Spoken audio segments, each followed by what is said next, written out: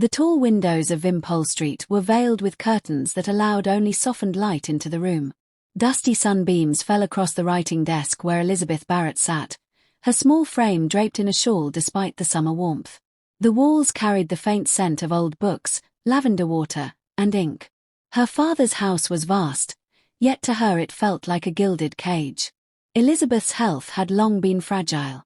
Her lungs burned often, her spine ached, and bouts of weakness kept her bound to her chamber. Still, her mind roamed far beyond the narrow confines of London.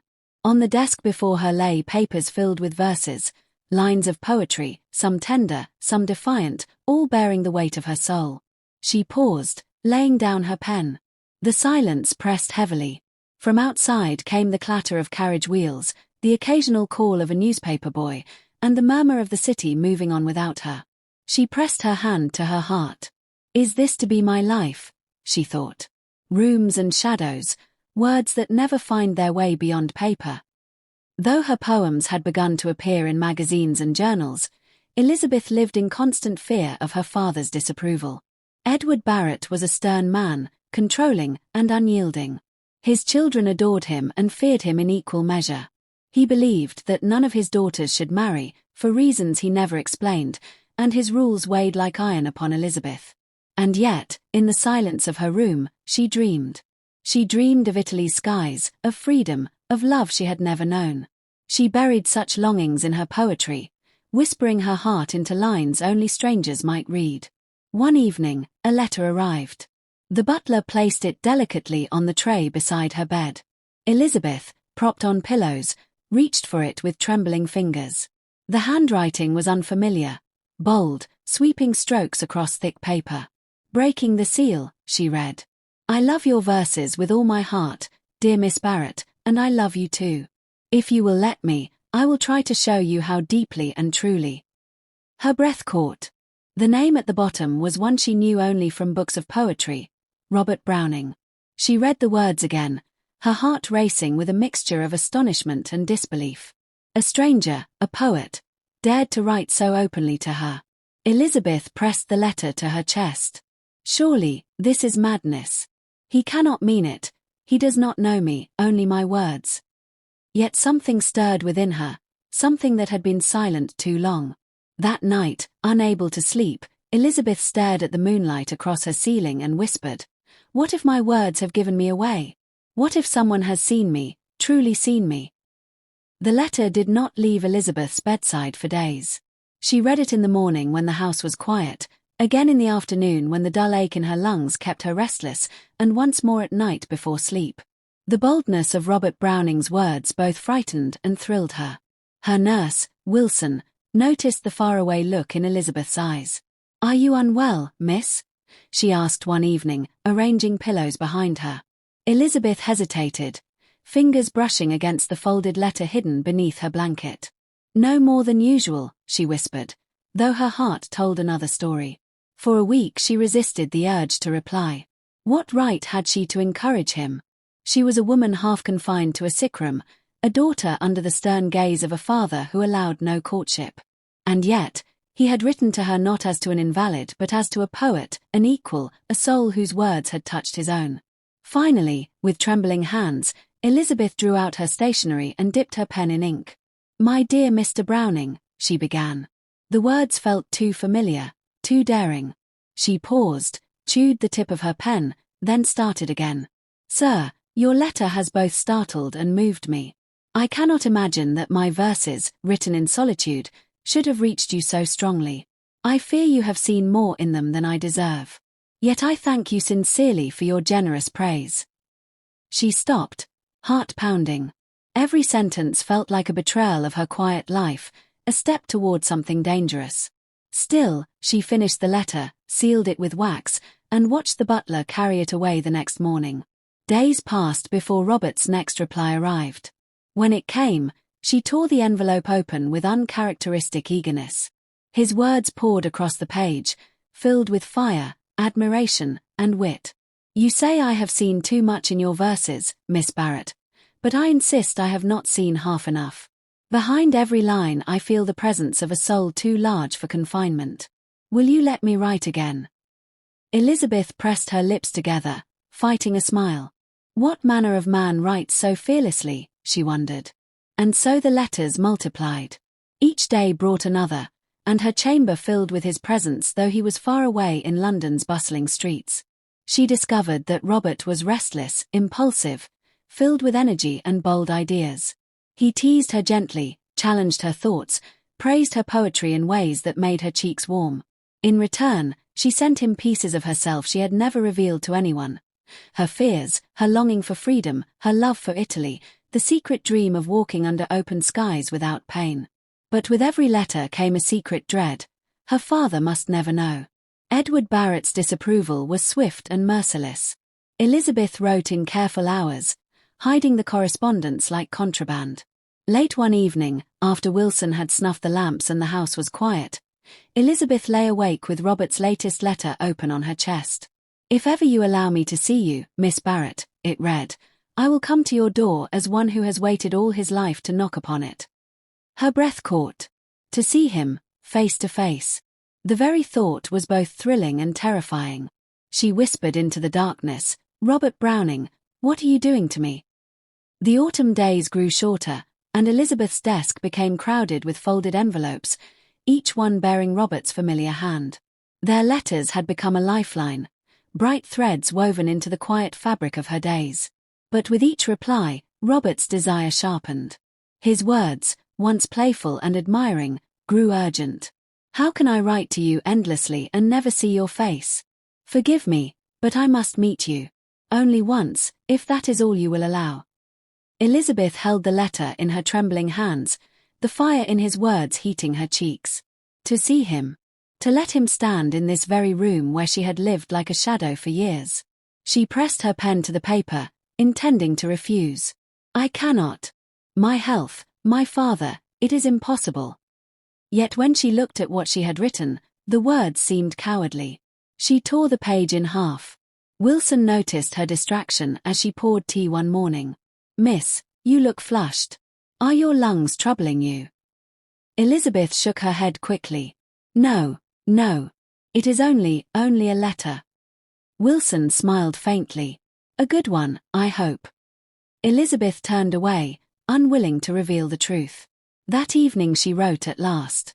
"If you must see me, Mr. Browning, then come. But only briefly, and with the understanding that my father is not to know. I beg you, do not speak of it to anyone." Her hand trembled as she sealed the letter. The moment it left the house, she wanted to call it back. But it was too late. The day of Robert's visit arrived with a grey sky and a drizzle of rain. Elizabeth sat propped in her chair, her pulse quickening with every passing moment. When the knock came at the door, her heart leapt to her throat. The butler's voice echoed down the hall. "Mr. Robert Browning." Elizabeth's breath caught.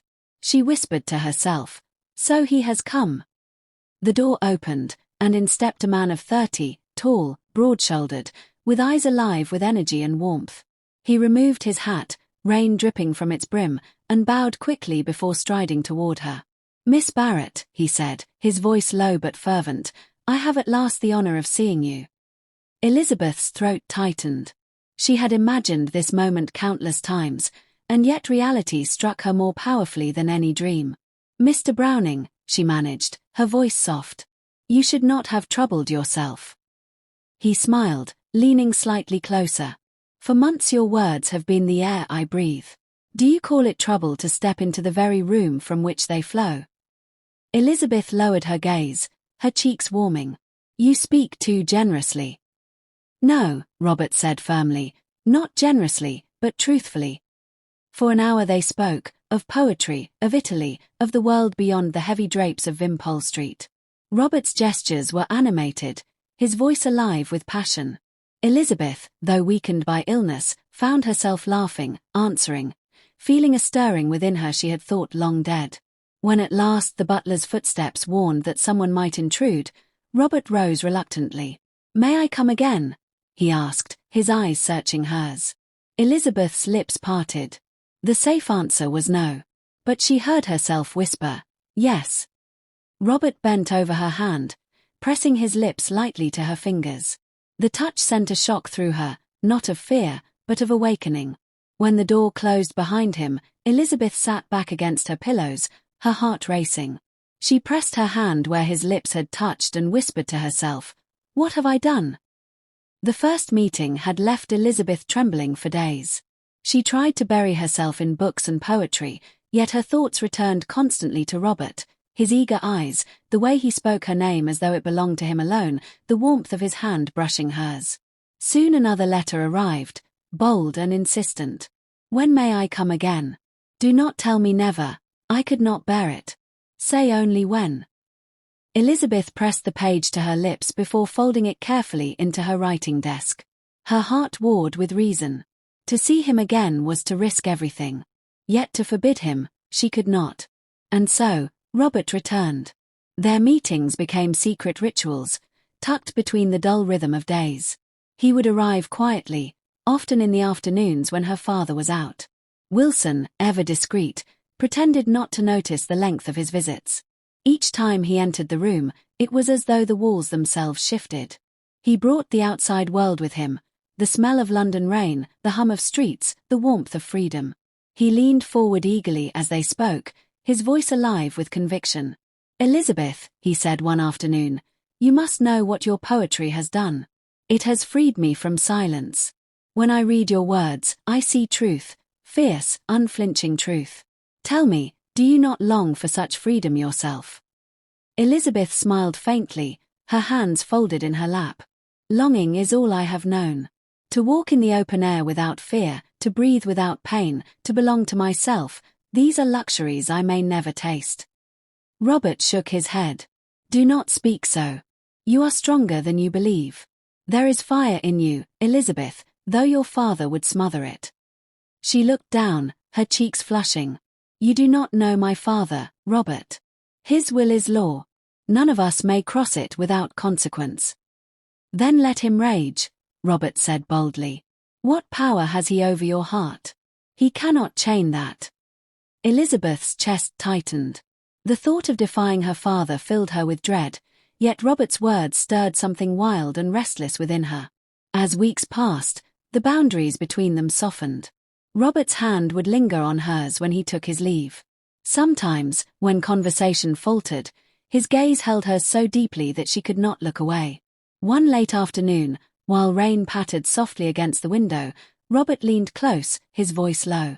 "Elizabeth, forgive me, but I must tell you, I love you. From the moment I read your words, I loved you. Seeing you has only bound me more. Whatever you may say, I cannot unsay it, I love you." Her breath caught, her entire body trembling. "Robert," she whispered. He grasped her hand. "Do not silence me. If you can never return my love, I will still count it joy that I have spoken it aloud. But if you feel even the smallest measure of affection for me, then I am the happiest of men." Tears welled in her eyes. She had lived so long in shadows that the brightness of his devotion felt unbearable. And yet, it was true. Somewhere in her heart, love had begun to bloom. She lowered her gaze, voice shaking. "I do not know if I am worthy of such love." Robert lifted her hand to his lips. "You are worthy of all the world can give." In that moment, Elizabeth felt both the sweetness of joy and the sharp edge of fear. To love him was to invite her father's wrath. Yet to deny him seemed impossible. When Robert left that evening, Elizabeth lay awake long into the night, her heart whispering what her lips had not yet dared to speak. "I love him, too." The days of winter passed slowly, marked by the scratch of Elizabeth's pen and the secret rhythm of Robert's visits. What began as brief conversations lengthened into hours, until the ticking of the clock no longer mattered when he was near. Elizabeth's health, though delicate, seemed to brighten with his presence. Her nurse Wilson noticed it first. "Your cheeks have colour again, miss," she said one morning as she adjusted the curtains. "I dare say you look almost well." Elizabeth smiled faintly, hiding the latest letter folded between her hands. "Perhaps words can be a kind of medicine," she murmured. Wilson gave her a shrewd look but asked no questions. Robert came one rain-drenched evening, his step light but his eyes burning with intensity. "I cannot wait any longer," he declared, after only a few moments of polite talk. "Elizabeth, I must speak plainly. I want you to be my wife. Elizabeth's breath stopped. She had dreamed the words, imagined them whispered in the quiet of her nights, but to hear them aloud seemed impossible. "Robert," her voice faltered. "You ask what cannot be." "Cannot." His eyes searched hers. "Or will not." She looked down, twisting her hands together. "You do not understand my father. His law is final. If he knew, he would disown me. I would lose my family, my place, everything I have ever known." Robert leaned forward, his voice low but unwavering. "And what is that place, Elizabeth?" "A sick room, a life half-lived, your voice stifled. You are a prisoner here.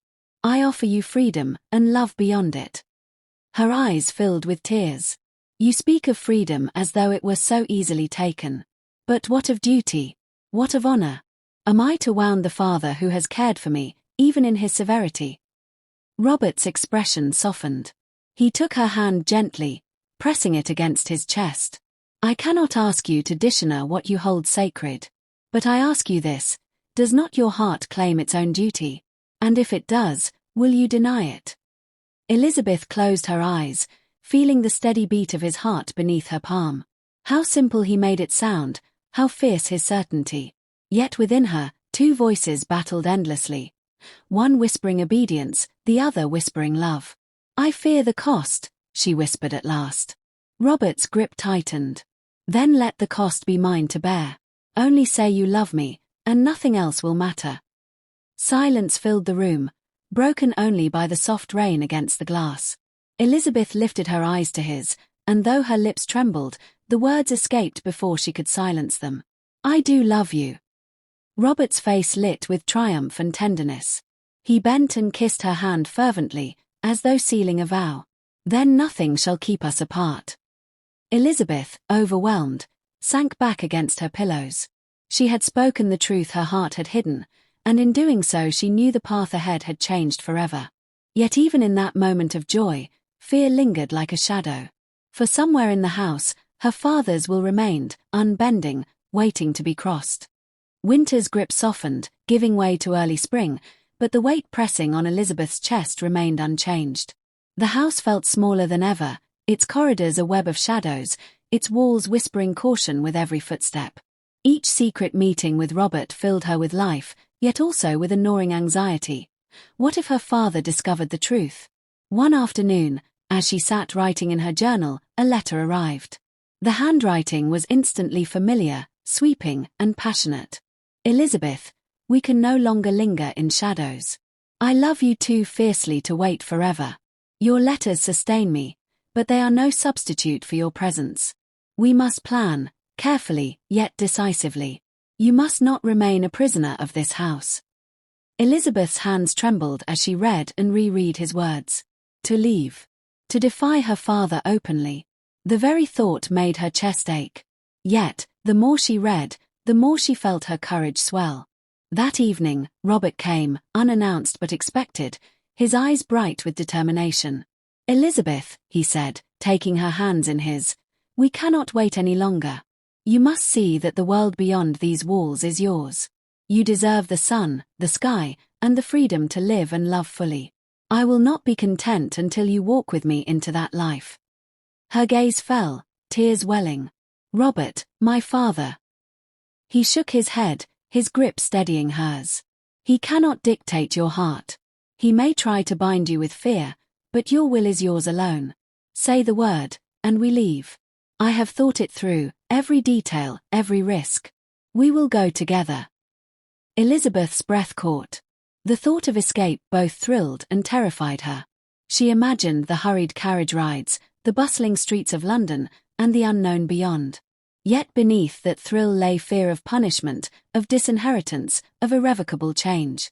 She looked up at Robert, her voice barely above a whisper. "Could we truly leave everything behind?" He smiled, a mixture of tenderness and resolve. "Everything that matters is here, Elizabeth, us. I would not ask you to do this if I did not believe it was right. I will protect you, I swear it. Only say you will come with me." Elizabeth pressed her hand to her lips, her mind a storm of emotion. The room felt impossibly small, yet the world beyond the window seemed vast and open, waiting. Finally, after a long, trembling pause, she whispered, "Yes, I will come." Robert's face lit with a mixture of triumph and relief. He bent and kissed her hand, then her forehead, sealing the promise with a devotion that made her heart ache. Even as joy coursed through her, fear lingered. For the moment they acted, there would be no turning back. Yet Elizabeth felt a spark she had never known, the exhilarating power of choosing her own path, of claiming her life and love despite the chains that sought to bind her. Spring had settled over London, yet inside the Barrett household, Elizabeth felt no warmth save that which Robert brought. The air was thick with anticipation and fear, each day a careful balancing act of secrecy and longing. The letters between them had grown urgent, filled with plans and reassurances. Robert had visited only briefly over the past week, and each moment together seemed both fleeting and eternal. "Elizabeth," he said one afternoon, seated beside her at the writing desk, "we must speak plainly. Time will not wait for us. Your father grows more watchful with each passing day. We cannot linger. We must act." Her hand trembled in his. "I know, Robert, but how? To leave unnoticed, without arousing suspicion, it seems impossible." Robert leaned closer, eyes steady. "We will find a way. I have friends who can assist, carriages that can move swiftly, lodging arranged in secrecy. We leave under the cover of night. The world beyond London awaits us. You will breathe freely, and no one can take that from us." Elizabeth's pulse quickened. The thought of leaving her home, her family, even under the shadow of her father's strictness, filled her with equal measures of fear and exhilaration. "And what of my sisters?" she asked quietly. I cannot abandon them entirely." Robert's hand closed over hers with gentle insistence. "We leave a note. Explain nothing more than that you are safe. You have spent too long in chains. It is your time to live, Elizabeth. Will you trust me?" She swallowed hard. Her heart pounded, each beat a drum of rebellion and desire. I trust you." The following nights were spent in hushed preparation. Elizabeth wrote a final letter to her father, though she could not bring herself to post it, a careful balance of respect and evasion, words that would soothe his pride while hiding her true intentions. Robert arrived late one evening, his coat damp from the rain. "Everything is ready," he whispered.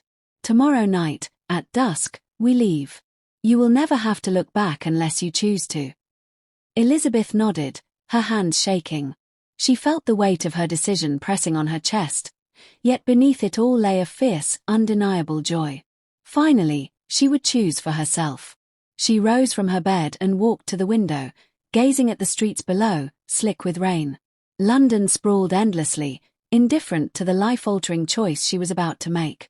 The city had known nothing of her longing, nothing of the life she had imagined in secret poems and whispered dreams. And soon, it would know even less. She would slip away, guided by love, guided by hope. Robert's voice broke through her reverie. "Elizabeth." She turned, seeing the determination in his eyes, the same fire that had drawn her heart from the very first letter. "Tonight," she whispered. "Tonight we leave." And so the plan was set, delicate as lace, hidden in shadows, fueled by love and audacity. Every glance, every touch, every whispered word became both rehearsal and promise. The moment of freedom approached, and with it, the exhilaration of life finally claimed. Night fell over Wimpole Street like a velvet curtain, thick and silent. The house, so full of routine and order by day, now lay in stillness. Only the flickering candlelight in Elizabeth's chamber betrayed the quiet urgency in her heart. Robert arrived as planned, cloaked in a heavy coat, his eyes glinting with anticipation. He moved silently, as though the very walls would betray him. "Are you ready?" he whispered, offering his hand. Elizabeth took it without hesitation. Her chest pounded, a mixture of fear and exhilaration. "I am ready," she replied, voice trembling. Wilson, who had been entrusted with discretion, opened the window to the narrow fire escape. The night air was crisp against Elizabeth's face as she climbed down, Robert close behind, his hand steadying hers. The streets of London were dark, mist curling along the cobblestones. Every carriage passing by seemed a threat, every shuttered window a witness to their defiance. Yet Elizabeth felt a thrill she had never known, the sensation of taking her destiny into her own hands. "Do you think my father will come after us?" she asked, voice tight. Robert shook his head. "He cannot stop the heart once it is determined. We will be gone before he even knows." They reached the carriage waiting at the end of the lane. The driver, loyal to Robert's arrangements, sprang to the horses. In a matter of moments, they were swept into the night, the city receding behind them. Elizabeth pressed her hands to her lap, her thoughts a whirlwind. Memories of her father's stern face, her sister's quiet resignation, the walls of her chamber, all slipped away. Ahead lay freedom, uncertainty, and the life she had long dreamed of. Robert leaned toward her, voice soft. "Elizabeth, you are safe now. With me, you are free." She turned to him, tears glimmering in the dim light. "I never imagined. I never dared to hope for this." He took her hand, entwining their fingers. "Hope is ours to seize. And love is ours to claim." As the carriage rolled toward the outskirts of the city, Elizabeth felt a weight lift from her chest. For the first time, she breathed without fear, walked without chains, and dreamed without boundaries. Yet even in the thrill of escape, a quiet sorrow lingered. She had left a home, a family, and the life she had known.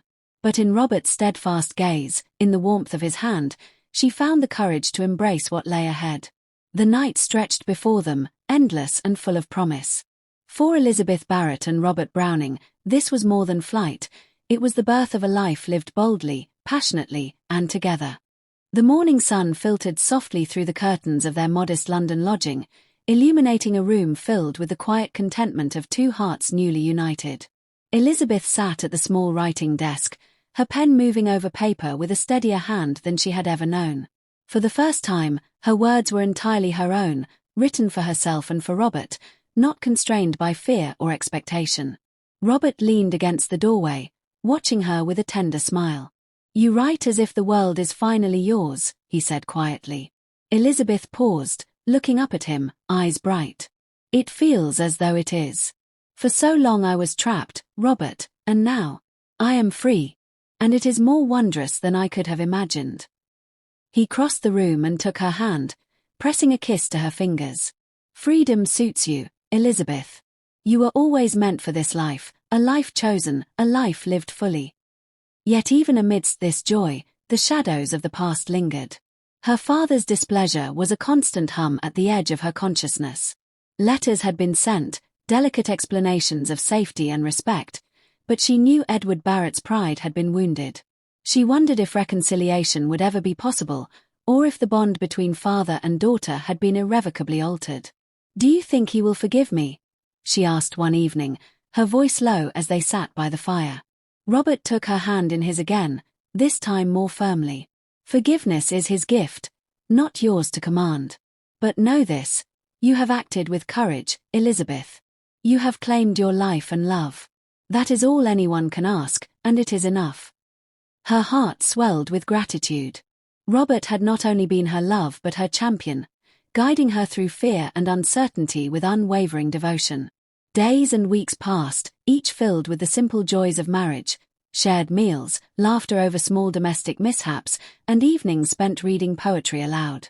Elizabeth discovered that Robert's energy was inexhaustible, his mind always turning toward ideas, verse, and discussion. She, in turn, found solace and inspiration in his presence, her own writing flourishing as never before. Yet, life was not without challenge. Elizabeth's health remained fragile, her lungs a constant source of concern. Robert, ever attentive, tended to her with patient care, but he could not take away her pain. They faced each day with a mixture of love and vigilance, each one a victory in itself. And in the quiet moments, Elizabeth felt a profound truth settle within her.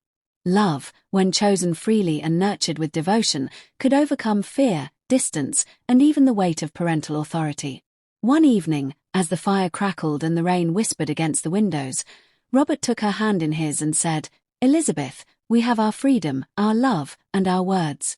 Nothing can take that from us. Together, we can face anything." She smiled through tears, pressing her head against his shoulder. "Yes, Robert. Together, we can face anything." And in that quiet room, warmed by firelight and steadfast devotion, Elizabeth Barrett and Robert Browning began the true life of love they had fought so fiercely to claim, a life written not in chains, but in courage, poetry, and unyielding hearts. The Mediterranean sun poured over the cobblestone streets of Florence, casting golden light on terracotta roofs and the rolling hills beyond. Elizabeth had never known such warmth, not just in the air, but in her very bones. The city was alive with music, laughter, and the scent of flowers in bloom, and for the first time, she felt unbound by fear or confinement. Robert walked beside her, his arm brushing hers. "Do you feel it, Elizabeth?" he asked softly. "The air itself seems to welcome you."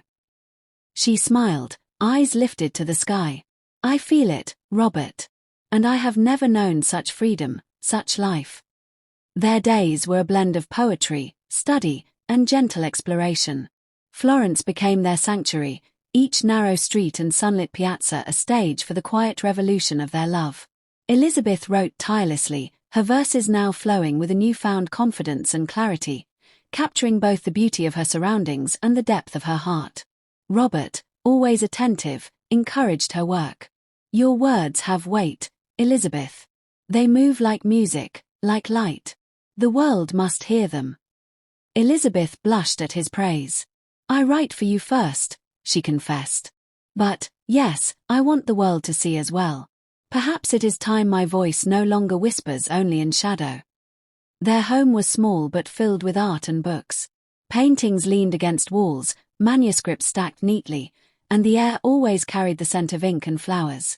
The rhythms of daily life, writing, walking, reading, talking late into the night, became a tapestry of intimacy and inspiration. Yet challenges remained. Elizabeth's health required constant care. The doctors in Florence advised long walks, fresh air, and moderation in writing, yet her passion often carried her beyond these limits. Robert, patient and devoted, tempered her drive with gentle warnings, yet never dampened her spirit. One evening, as twilight painted the city in violet and gold, Robert read aloud from Elizabeth's latest poem. Her words, once private and tentative, now leapt from the page with power and grace. "Your voice," he said, eyes shining, "has grown into something magnificent. You are no longer the sheltered girl of Wimpole Street. You are Elizabeth Barrett, poet, woman, and my equal in every way." Tears sprang to her eyes. "It is only because you loved me freely, Robert. Only because you believed in me." He took her hand, pressing it to his lips. "And I always will. Whatever comes, we face it together." The streets of Florence, the warmth of the sun, and the quiet security of their love allowed Elizabeth to bloom fully. She no longer wrote in fear or hiding. She wrote with power, confidence, and joy. Every line, every verse carried the pulse of freedom, the proof that love and courage could overcome the heaviest chains. In Italy, they found not only safety and beauty, but a life fully lived, together, devoted to each other, to poetry, and to the boundless possibilities of the human heart. Years passed, gentle and unhurried, yet filled with the steady rhythm of devotion and creativity. Elizabeth and Robert's life in Florence, and later in other Italian cities, had become a haven not only for their love but for their art. Elizabeth's poetry flourished. Her verses, once written in secrecy, now found audiences across England and Europe.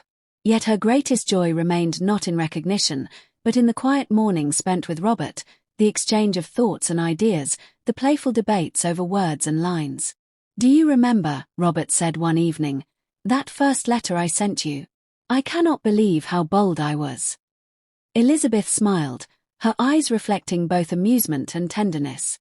"And do you remember how frightened I was to reply? How I hid every word, as if a single sentence could betray me?" He laughed softly, lifting her hand to his lips. "And yet it brought us here, to this life, this home, this love." Their home had grown into a sanctuary, filled with books, letters, and memories. Portraits of Florence, sketches, and poems lined the walls. Friends and fellow artists occasionally visited, yet the core of their world remained their shared devotion. Health, ever the shadow in Elizabeth's life, remained a quiet concern. Robert attended to her with unwavering care, and Elizabeth, though weaker with age, carried a light in her eyes that no illness could dim. They faced each day together, with patience, humor, and a deep, unspoken understanding that had been forged in secrecy, trials, and the courage to choose love. One evening, as twilight fell over the city and the air smelled of jasmine and rain, Robert took Elizabeth's hand in his. "We have lived through so much," he said softly. "The letters, the fear, the escape, and yet here we are. I would not trade a single moment, Elizabeth, not even the hardships, for a life without you." Tears glistened in her eyes. "Nor I, Robert. Every line I wrote, every word I hid, led me to you. And every day with you has made even the shadows bearable." They sat together in quiet, watching the fading light spill across the rooftops. In that silence lay a lifetime of love, courage, art, and unyielding devotion. And when Elizabeth finally passed from this world, Robert's grief was profound, yet tempered by gratitude. She had been his muse, his equal, his heart. He continued to honor her memory through his poetry and letters, ensuring that the brilliance of her voice would never fade. The story of Elizabeth Barrett and Robert Browning is more than a tale of elopement or rebellion.